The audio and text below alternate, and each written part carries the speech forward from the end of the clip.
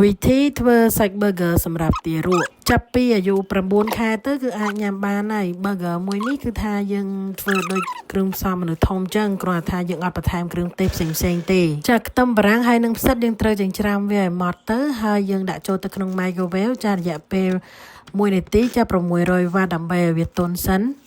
ចាបន្ទាប់មកគឺយើងត្រូវមានសាច់គោច្រាមបងប្អូនចាប៉ុន្តែបើយើងញ៉ាំសុទ្ធអញ្ចឹងវារៀងរឹងចាក្មេងក៏ទៅពៀពិបាកអញ្ចឹងយើងត្រូវបន្ថែមជាមួយនឹងតៅហ៊ូមួយដុំតិចនំប៉័ង3ទៅ4ស្លាបព្រាបាយហើយយើងដាក់ខ្ទឹមបារាំងហើយនឹងផ្សិតរបស់យើងដែលយើងបានដូចធ្វើឲ្យវាទន់មិញហ្នឹងបងប្អូនអត់មាន microwave ទេអាចឆាផ្សិតជាមួយនឹងខ្ទឹមបារាំងហ្នឹងឲ្យវាទន់សិនទៅចាំយកមកលាយជាមួយនឹងសាច់គោក៏បានដែរចាបន្ទាប់មកយើងច្បល់វាឲ្យសព្វទៅហើយបន្ទាប់មកគឺក្នុងចានមួយនេះគឺខ្ញុំដាក់កន្តិចនំប៉័ងដែរ